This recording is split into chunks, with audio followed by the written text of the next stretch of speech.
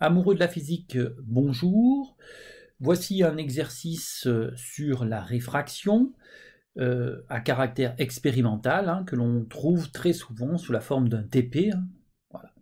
Donc moi, je vais le donner sous la forme d'un exercice, mais que en fait sont des questions que l'on retrouve dans un TP. Ce que l'on cherche, c'est l'indice de l'eau, l'indice de réfraction de l'eau. D'accord ? Pour cela, on utilise ce dispositif que l'on a ici en bas à gauche, où on a une source de lumière qui est dans l'air et qui vient percuter un hémicylindre qui contient de l'eau. Voilà. Alors, on me demande en première question de déterminer la relation entre sinus I1 et sinus I2. Alors encore faut-il placer I1 et I2. I1, c'est l'angle que forme le rayon incident et la normale, la perpendiculaire au dioptre, à la surface de séparation entre l'air et l'eau. D'accord ? Voici I1. Et I2, c'est l'angle de réfraction, c'est-à-dire l'angle entre la normale, toujours, tous les angles sont mesurés par rapport à cette normale que j'ai mise en pointillé en vert, et le rayon réfracté. Alors d'après la loi de Snell-Descartes, on a N1 sinus I1 égale N2 sinus I2. Ici, N1, c'est l'indice du milieu où se trouve I1, donc ici c'est l'air, et N2, c'est l'indice du milieu où se trouve I2, c'est-à-dire l'eau. Donc on se retrouve N de l'air fois sinus I1 égale N de l'eau fois sinus I2. Voilà. Donc maintenant en TP, qu'est-ce que l'on fait ? Eh bien en fait, on cherche une relation qui lie justement sinus I1 à sinus I2. Donc qu'est-ce que je vais faire ? Je vais faire varier l'angle I1, donc par exemple de 10 degrés en 10 degrés, 0, 10, 20, 30, 40, etc., jusqu'à 90, et je vais mesurer I2. Ensuite, grâce à un tableau de mesure, je vais calculer sinus de I1 et sinus de I2. Et je vais obtenir, je vais projeter ces valeurs sur une courbe. Donc je vais obtenir ces croix que j'ai en noir, ici. Et ensuite, traditionnellement, qu'est-ce que je fais ? Je cherche une relation qui lie sinus I1 à sinus I2. Donc, je vais chercher dans la panoplie de courbes mathématiques que je connais, toutes les courbes que je connais. D'accord ? Donc en fonction du niveau où je suis, en seconde, en première, je vais connaître de plus en plus de courbes, et je vais superposer ces courbes que j'ai dans mon stock de mathématiques à mes points. Donc ici, par exemple, celle qui a déjà été tracée, c'est celle en rouge qui lie, qui est une droite. Bon, mais je peux avoir d'autres courbes, par exemple, voilà, la parabole ou racine carrée. Et en fait, qu'est-ce qu'il faut que je fasse ? Quel est le bon modèle ? Le bon modèle, c'est-à-dire, va correspondre à la courbe qui passe par le plus de points possible que j'ai mesuré, donc mes croix noires, en laissant autant en dessus qu'en dessous. On appellera ça la courbe moyenne. Donc voilà, je cherche tous mes modèles. Parmi mes modèles, alors ici j'en ai pris 3 parce qu'en seconde, en gros, on ne connaît pas beaucoup de modèles mathématiques, pas beaucoup de courbes. On connaît la droite, la parabole, l'hyperbole peut-être un peu, que je n'ai pas tracé, la racine carrée, voilà. Et donc, je m'aperçois que la droite ici, c'est celle qui passe par le plus de points possible en laissant autant en dessus qu'en dessous. On voit en fait, en se reculant par rapport à mes croix, je m'aperçois que mes croix semblent être alignées. Et donc, le modèle qui a l'air de fonctionner, c'est le modèle linéaire, d'accord ? Et donc, ce que je vais choisir, c'est donc bien évidemment ce modèle-là. Voilà. Qu'est-ce que je peux dire donc de cette courbe une fois que je l'ai tracée ?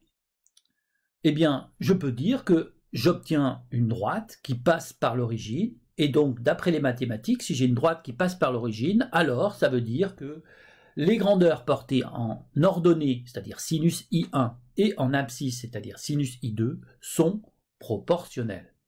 Voilà. Alors, on s'aperçoit certes que tous les points ne sont pas sur la courbe. Alors, ça dérange beaucoup les élèves généralement, mais nous ne sommes pas en maths. Rappelez-vous comment ont été tracés ces points ici. Ces points, ils ne viennent pas d'une fonction mathématique. Ils viennent d'un instrument de mesure. J'ai fait des mesures. Et qui dit faire des mesures, bah, bien évidemment, je vais faire des erreurs dues à l'appareil de mesure ou des erreurs dues à l'expérimentateur lui-même. Voilà. C'est pour ça que bah, tous mes points ne sont pas sur mon modèle mathématique qui est une droite. Voilà. Voilà. L'intérêt d'avoir tracé cette droite, c'est que, vous voyez que j'ai fait 1, 2, 3, 4, 5, 6, 7 points de mesure. Donc, en fait, de 7 points de mesure, j'en ai déduit une loi qui est vraie pour tous les points. La droite, là, maintenant, me dit que sinus I1 et sinus I2 sont reliés par une relation intime, mathématique, qui suit l'équation de cette droite. Et donc, je suis passé de 7 points de mesure à tous les points de mesure marchent. Vous voyez qu'en fait, ça, c'est une passerelle qui est très importante, qui sera très utilisée en physique. C'est pour ça que on fait toujours des courbes en physique quand on cherche une relation entre deux grandeurs. On va tracer la courbe reliant ces deux grandeurs et on va choisir un modèle mathématique qui me permet de trouver cette relation. Donc retenez bien ça parce que c'est très très important. Voilà. Donc une fois que j'ai ça, eh bien, qu'est-ce que je vais faire? Bien évidemment, je vais chercher, j'ai trouvé le modèle hein, je vais chercher à trouver son équation. Comme c'est une droite qui passe par l'origine, eh bien, les mathématiques me disent que c'est une droite dont l'équation est de type y égale ax, avec a, coefficient directeur de cette droite. Il me reste à trouver cette valeur de a. Eh bien, a, les maths me disent que ce coefficient directeur, il est donné par la relation yb moins ya sur xb moins xa, avec yb et ya et sont les ordonnées des points B et des points A. Et xb et xa sont les abscisses de ces mêmes points. Donc je vais devoir choisir deux points sur ma droite. Donc je ne vais pas choisir n'importe lesquels. Hein. Je vais prendre des points sur la droite. Alors, il est plus intéressant de prendre des points qui sont à l'intersection. Vous voyez, j'ai pris le point B qui est à l'intersection. Pourquoi? Parce que son abscisse va faire un nombre fixe sur mon échelle et son ordonnée aussi. Donc, je ne prends pas de points expérimentaux parce que j'ai le droit, hein, mais j'ai le droit à condition que ces points expérimentaux sont sur la droite et vraiment sur la droite. Par exemple, celui-ci, eh bien, n'est pas tout à fait sur la droite, donc je ne peux pas le prendre puisque ça ne me donnera pas tout à fait le bon coefficient directeur. Donc il vaut mieux en prendre deux autres qui m'arrangent. Donc voilà, j'ai pris ce point B et bien évidemment il y a un point que l'on ne peut pas se priver pour le point A, c'est l'origine parce que son abscisse et son ordonnée sont très faciles à obtenir, ça fait 0. Il me reste à calculer ce coefficient A, donc ça fait 0,8 moins 0 sur 0,6 moins 0, ce qui fait 1,33. Donc l'équation de cette droite, c'est y égale 1,33 fois x. Sauf que vous remarquez ici que moi, en vertical, je n'ai pas y, mais j'ai sinus de i1. Et en horizontal, c'est-à-dire en abscisse, je n'ai pas x, mais j'ai sinus de i2. Donc, dans mon équation, qui est le modèle mathématique, je vais remplacer y par sinus de i1 et x par sinus de i2. Et j'obtiens donc sinus de i1 égale 1,33 fois sinus de i2. Bien, je vous rappelle que moi, je cherche l'indice de l'eau, c'est-à-dire n de l'eau. Bien, pour cela, eh bien, je vais revenir sur la première question qui a été posée, hein, c'est-à-dire la loi de Snell-Descartes, dans mon cas, moi, c'est-à-dire du passage de l'air vers l'eau.